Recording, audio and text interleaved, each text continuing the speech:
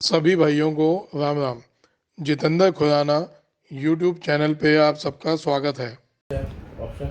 नमस्कार दोस्तों, मैं जितेंद्र खुराना आज 11 अप्रैल आपके सामने फिर हाजिर हुआ हूँ। आज मेरे से दो व्यापारी, किसान प्लस व्यापारी, दो लोग आए मिलने के लिए। तो उनसे बैठ के ऐसे ही चर्चा हुई ऊटी लहसुन पे, क्योंकि उन्होंने भी ऊटी बोया था, व्यापार भी करते हैं और ऊटी का बीज भी बेचते हैं अपने इलाके में। तो ऐसे ही चर्चा हो रही थी कि इससे ज़मीनों में कितना फ़र्क आ रहा है, उन खुद भी बोते हैं वो, तो इसलिए प्रॉपर चर्चा हुई। जो चीज़ मैं इतने महीनों से कहता आ रहा हूँ कि ऊटी का बीज लगाने के बाद हमारी ज़मीनें बंजर हो रही हैं, आज उसका सबूत सामने भाई साहब भी मान गए और वो भी आज समाज को बताने के लिए तैयार हैं कि इसका बीज नहीं लगाए, इससे ज़मीनें बंजर हो रही हैं और इसके बजाय आप G2 लगाओ, इसके बजाय आप रियावन लगाओ। जो बीज रिप्रोड्यूस खुद को कहता है आप वो लगाएं। जो बीज अपने आप को खुद उगाने की क्षमता रखेगा वो आपकी ज़मीन कभी बंजर नहीं करेगा। और जो बीज अपने आप को नहीं उगा पाता वो क्या आपकी ज़मीन को संभालेगा। ये आप भी समझदार हैं, आप लोग किसान हैं, आप लोग मेरे से ज़्यादा जानते हैं।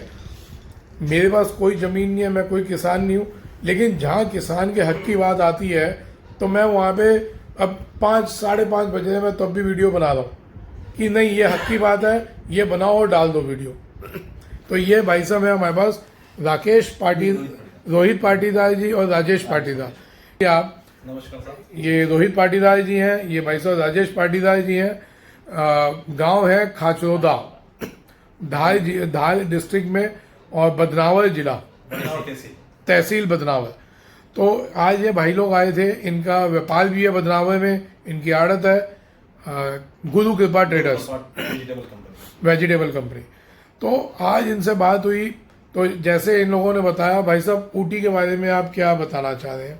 ऊटी में मैं ये बताना चाहता हूँ कि मैंने इस बार मल्चिंग में भी लगाया था ऊटी जी, लेकिन जो प्रोडक्शन आना चाहिए था वो जी, प्रोडक्शन नहीं आ पाया, क्योंकि रेगुलर लग रही थी ऊटी। जी, धीरे धीरे जमीन हार्ड होती जा रही है जी। और ऊटी का भी प्रोडक्शन धीरे धीरे डाउन हो गया।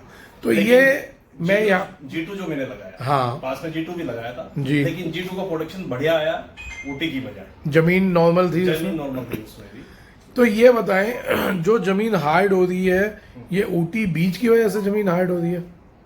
धीरे धीरे ऐसा लग रहा है हमको कि यार ऊटी बीज भी अब प्रोडक्शन देने में कमजोर होता है, कमजोर हो रहा है। हाँ। तो उतनी प्रोडक्शन नहीं निकल रही जो आज से 7-8 साल पहले, 7-8 साल पहले आपको 8 साल हो गए लगाते हुए। तो जो 7-8 साल पहले प्रोडक्शन दे रहा था ऊटी, वो जमीन, उसी जमीन पे ऊटी लगा दे तो प्रोडक्शन कम हो गई है। जमीन हार्ड होना किसको कहते हैं? वो जमीन हार्ड होना, एक तो मतलब सीड का भी कुछ डिफरेंस आ जाता है, इक्वालिटी उसके अंदर जड़ फैल नहीं पाती है, जड़ों में कीड़ा लग जाता तो है। जमीन हार्ड होने का मतलब जमीन खराब होनी चालू हो गई या उर्वरक क्षमता कम हो गई? क्षमता कम हो जाती है, उत्पादन क्षमता कम हो जाती उत्पादन क्षमता कम हो गई, है ना।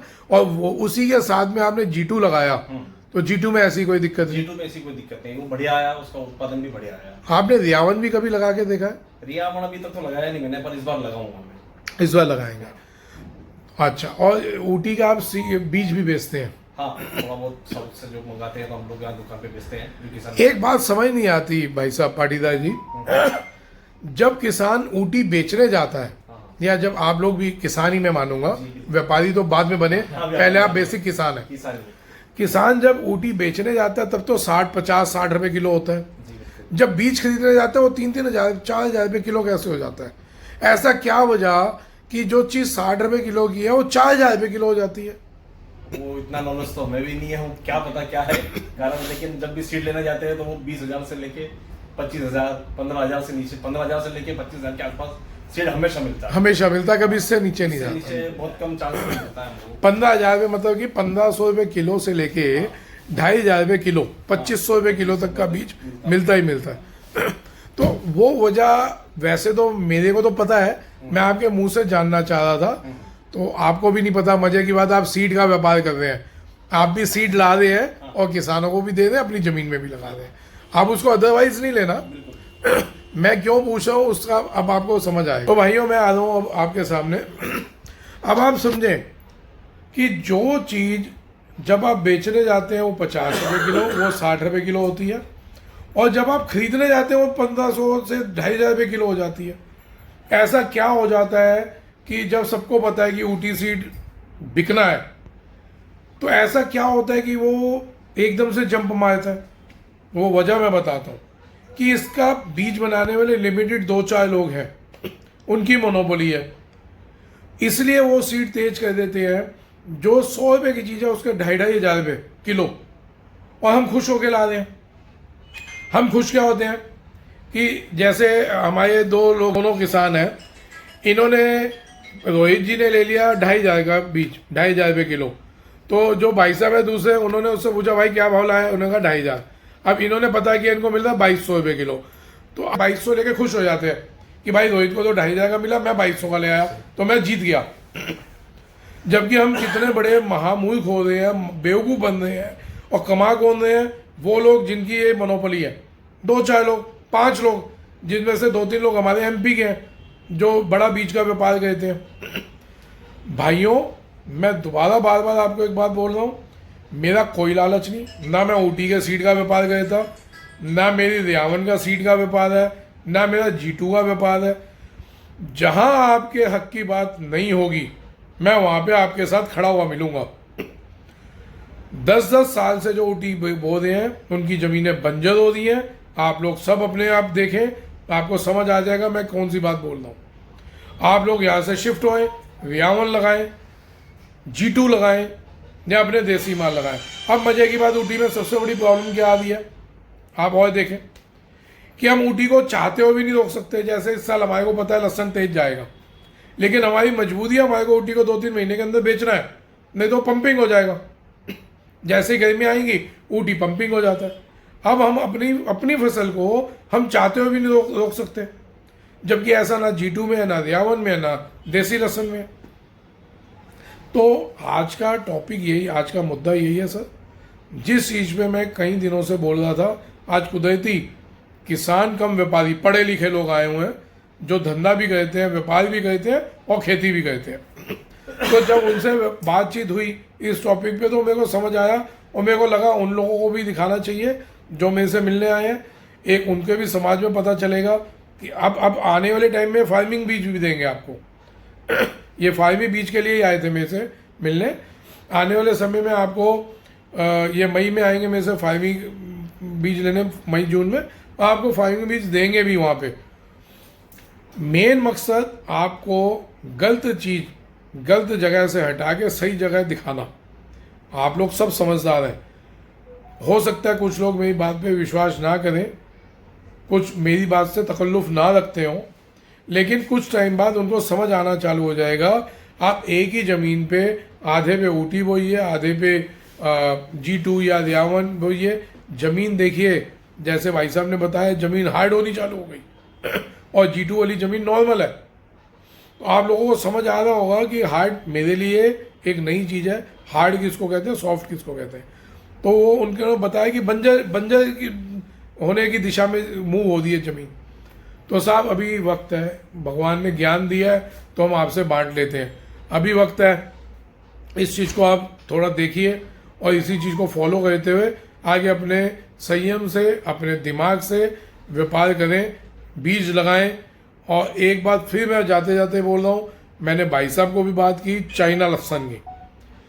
चाइना लहसुन के लिए ट्वीट करिए, चाइना लहसुन वाले भी तैयार हो रहे हैं, वो भी आपका वीडियो रोज़ देखते हैं, मेरा वीडियो वो भी लोग डेली देख रहे हैं। उनको भी पता है कि आगे आने वाला टाइम तेजी का है, 100-150 रुपये किलो जाएगा। वो भी तैयारी कर रहे हैं, 100 रुपये किलो जंप होते ही चाइना का प्रेशर आएगा। आप लोग अभी से अगर तैयार होते हैं, अभी से ट्वीट करना चालू करते हैं, तो मैं विश्वास दिला रहा हूँ, जिस दिन 1000 ट्वीट PMO को चला गया, PMO इसके पीछे पड़ जाएगा कि इतना एक ही टॉपिक पे इतने ट्वीट आ रहे हैं, इसका मतलब कुछ ना कुछ बात है।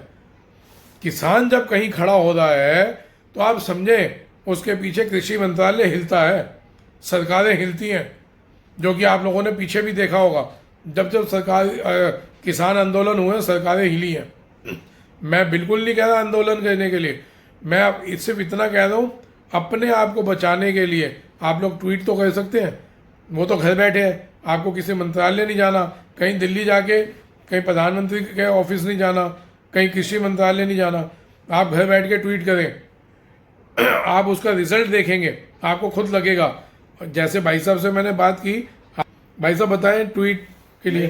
सभी किसान भाइयों से निवेदन करना चाहता हूं कि चाइना का माल अगर आएगा तो अपने भाव लहसुन के दबेंगे, और उसके लिए ट्वीट माननीय प्रधानमंत्री जी को करेंगे। तो सभी से अनुरोध है किसानों से कि ट्वीट करें प्रधानमंत्री जी को, तो चाइना का माल प्रतिबंधित होगा, तो अपना लहसुन सही भाव में बिकेगा मार्केट के, किसानों का लाभ, किसानों को फायदा होगा उससे।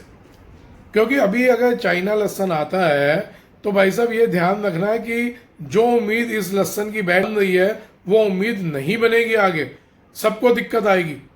इसलिए मैं बार बार बोल रहा हूँ, साहब ट्वीट करें, जिसको नहीं समझ वो अपने बेटे को बोले, बिटिया को बोले, वाइफ को बोले। आज हर घर में पढ़ा लिखा लोग है, और जिसके घर में नहीं है उसके पड़ोस में होगा। तो आप लोग इकट्ठे बैठ के, एक घर में अगर 4 लोग हैं तो साहब 5-6 फ़ोन तो होंगे ही। अगर हम एक परिवार 5 ट्वीट करता है अपने अपने फ़ोनों से, तो आप सोचें एक गांव से कितना ट्वीट हो जाएगा, एक राज्य से कितना ट्वीट हो जाएगा। आप ये नहीं सोचे चाइना लहसुन आने से सिर्फ हिमाचल को फर्क पड़ रहा है, हिमाचल को तो फर्क पड़ेगा ही पड़ेगा, लेकिन पूरे लहसुन बिरादरी को फर्क पड़ रहा है। मेरे को कोई लिंक नहीं, मेरे को कोई दिक्कत नहीं, कहीं से भी कोई माल आए, हम बेचने के लिए है।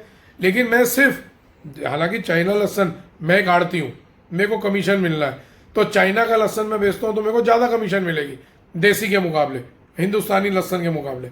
लेकिन फिर भी मैं वो नहीं बेचता, क्योंकि अपने धर्म से बढ़ के कुछ नहीं है। हालांकि मेरे को पता है चाइना के लहसुन पे आड़त मेरे को ज़्यादा मिल रही है, मैं नहीं बेचता भाई साहब। वो लोग तो मेरे को गुनाहगार मानते हैं, चाइना वाले जो चाइना का लहसुन मंगवाते हैं, उनसे बड़ा दुश्मन मैं कोई नहीं होऊंगा, क्योंकि मैं आप लोगों के लिए खड़ा हूँ। इस साल भी अभी से मैं आगाह कर रहा हूँ, आप लोग संभलें, आप लोग ट्वीट करें, अभी से ट्वीट करना चालू करें।